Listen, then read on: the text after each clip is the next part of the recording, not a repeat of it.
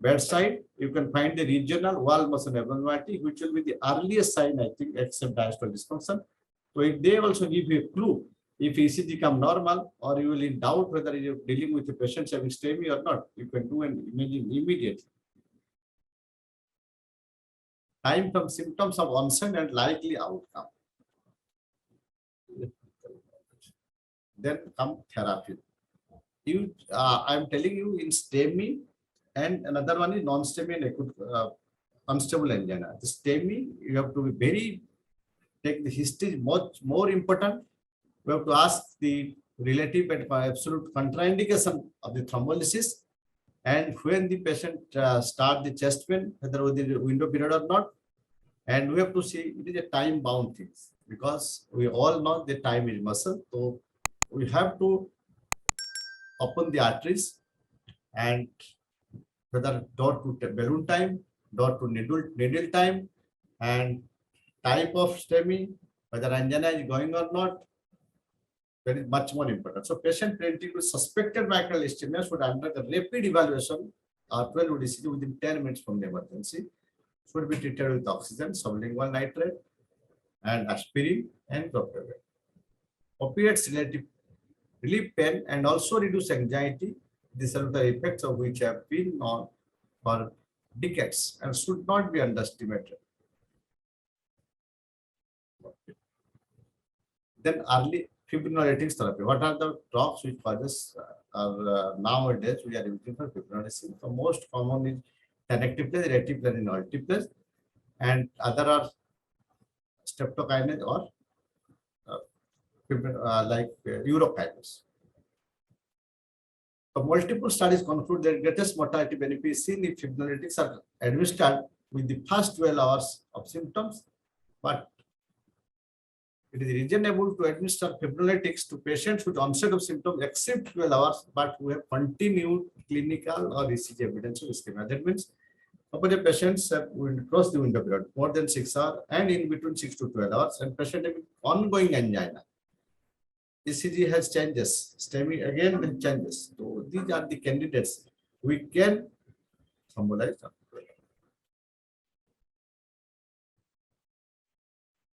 Then we have to know all this. This is very, very important. To whom you will thrombolize, to whom you will not thrombolize. The most important absolute indication if a patient is having active internal bleeding, intracranial neoplasm, aneurysm, heavy malformation, stroke or neurosurgery within 6 weeks, trauma or major surgery within 2 weeks, which could be a potential for source of serious rebleeding aortic dissection. The most important relative you just forget, you just remember the acute absolute indication. And after administration of fibrinolytics for STEMI, the patient should be monitored for signs and symptoms of adequate reperfusion, at least within 90 minutes, as indicated by what are the symptoms you will find: relief of symptoms and of hemodynamic, electrical instability, coupled with at least 50% resolution of the highest initial ST elevation. Patients who receive fibrinolytics for STEMI and have at least one of the high-risk features should have cardiac catheterization for the stratification and potential PCI. So what are the features to whom we will find that these are the high-risk patient? Then it immediate need intervention.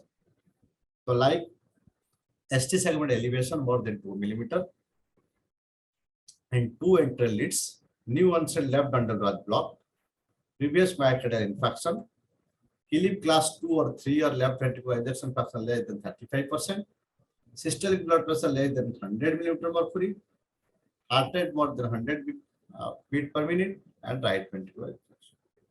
Remember, these things are very important. So these are the high risk.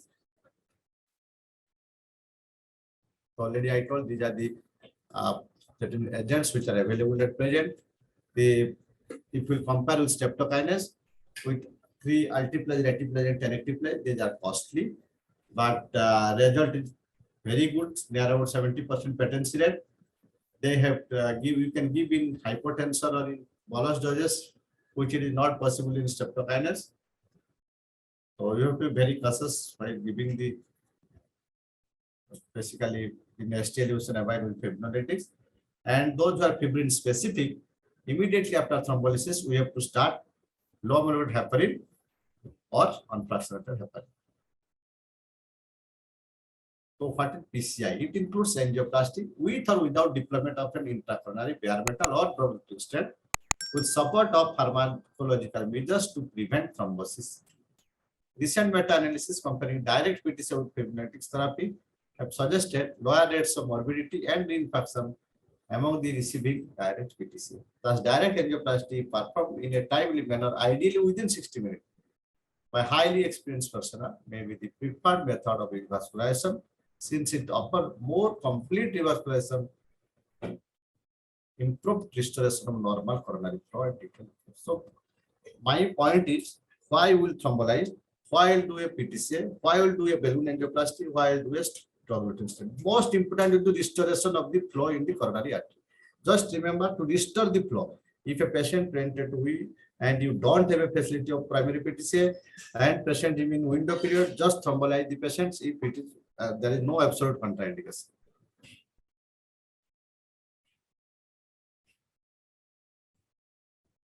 So early recognition and diagnosis of STEMI are key to achieving the desired door to needle, that is medical contact to needle time for initiation of fibrinolytic therapy of 30 minutes or door to balloon, or that is medical contact to balloon time for PCI under 90 minutes.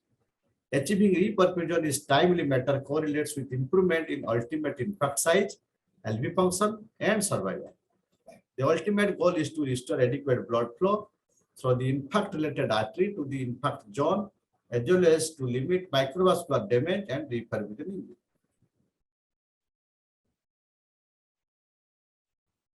What are the other therapy which have to be given during this acute coronary syndrome? Aspirin is wonderful drug. You have to give mandatory. You have to once patient you suspect. Once you suspect, you have to start aspirin, which causes reduced mortality in acute infarction to the same degree as fibrinolytic therapy, and its effects are additive to fibrinolytics. In addition, aspirin reduces the risk of reinfarction. Most important, unless contraindicated, all patients with a suspected acute coronary syndrome should be given aspirin as soon as possible. Then clopidogrel. Patients presenting with MI should be considered for basically thiopyridines, regardless of whether or not they underwent reperfusion therapy. The duration of thiopyridine used in this population has yet to be defined.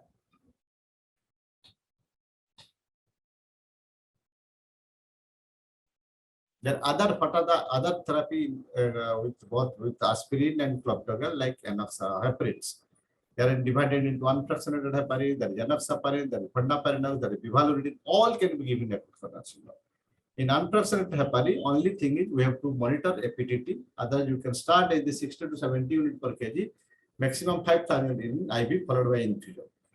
And enoxaparin, it should be started 1 milligram per kg body weight and 12-hour effort. And fondaparinol is 12.5 milligram single dose. Then nitrates, which causes reduced myocardial oxygen demand and decreasing preload and afterload, and they may also improve myocardial oxygen supply by increasing some endothelial perfusion and a collateral load perfusion. What causes, again, also some things about nitrates. The most important is also causes decreases the platelet aggregation. First line agent for symptomatic angina pectoris when MI is complicated by congestive heart. Beta blockers. Then what we talk about aspirin, clopidogrel, heparin, nitrates, and beta blockers. The routine use of IV beta blocker in the absence of systemic hypertension is no longer recommended. Only thing in oral beta blocker, relative contraindication to oral beta blocker are there is bradycardia, systolic blood pressure low, LV failure, and there is the hypoperfusion, shock, prolonged PR, active asthma, and reactive. Otherwise, like neutral, lipid lowering agent, calcium channel, lipid lowering agent also. Everyone, I think all the patients of acute coronary syndrome should start with high dose of statins, either maybe atorvastatin or rosuvastatin. It works like an antibiotics which we used for pneumonia. It's only not lowering the cholesterol level, but it stabilizes the plaque. It has a more pleiotropic effect rather than the decreased cholesterol level. So it is one of the most important drugs. We have to start immediately once you diagnose the acute coronary syndrome. Then we will go for the non-STEMI or non-stable angina. How to do? In non-STEMI applies to patients with suspected myocardial infarction in the absence of other possible causes of troponin elevation like sepsis or pulmonary. On physical examination with STEMI, have a normal ECG near about 50% of patients. And there will be ST depression of 0.5 millimeter at least, or QF inversion 1 millimeter at least without QF in 2 contiguous leads with prominent R by S ratio more than 1. Otherwise, unstable angina may present with non-specific or transient ST segment depression or elevation.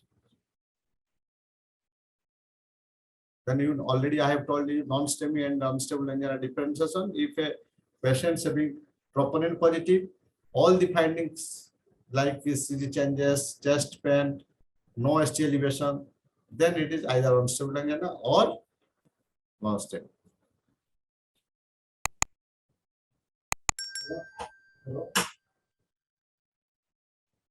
And evolving risk stratification.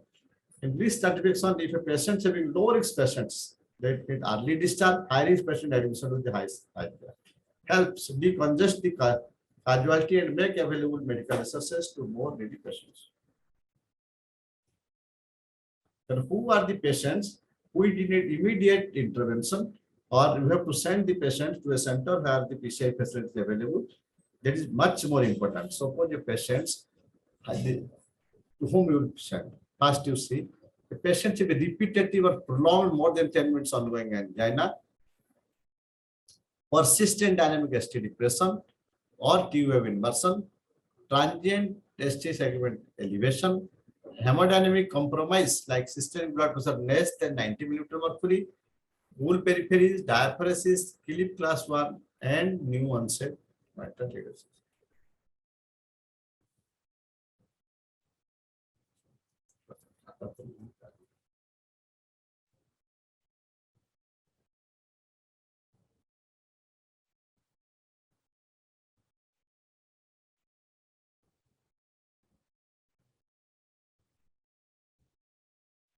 Again, one thing I have already discussed from the beginning of the treatment point of view, that STEMI is always a time-bound thing, and non-STEMI or unstable angina, you can have some time, but the patients having hypertension, arrhythmia, heart failure, increased troponin level, or ongoing angina with low ejection fraction, you have to send this patient for urgent intervention.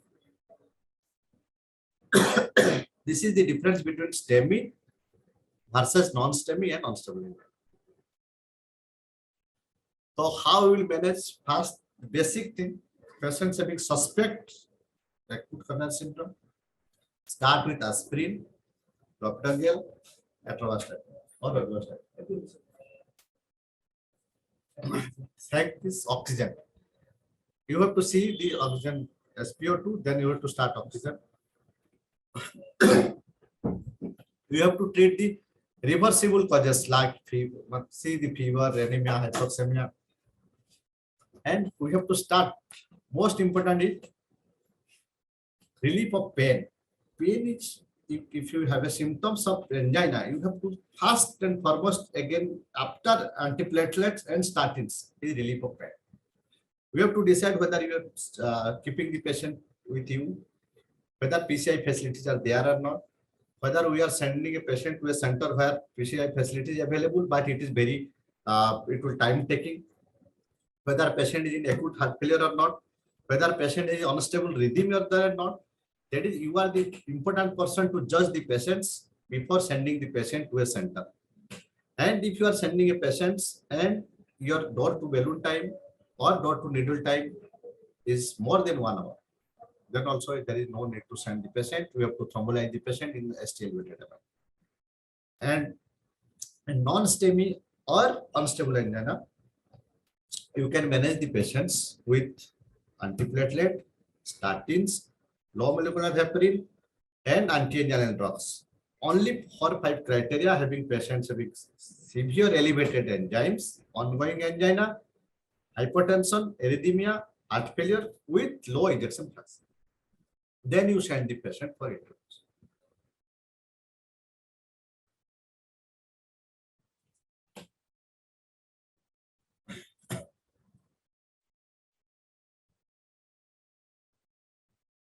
Then I am sending just because it is a huge, very fast chapter, almost 1/3 chapter from the Bronwald or Harrison is acute coronary syndrome. So in one class, it is very difficult to cover whatever basics I am telling and what the complication you have to see. Sometimes a patient having acute coronary syndrome in front of you, patient may collapse. Then relatives will ask you why patient have collapsed. My patient was talking now why he had collapsed. So there is mechanical failure. But what is the mechanical failure? Like patients may have ventricular septal defect. Patients may have severe acute mitral regurgitation, papillary muscle rupture, or patients of free wall rupture. The 3 are very dangerous. Within seconds, patient may go into failure and patient may die, except arrhythmias. Second is cardiogenic shock, right ventricular infarction, pericarditis, left ventricular aneurysm, and different type of arrhythmias with heart blocks or ventricular tachycardia or fibrillation.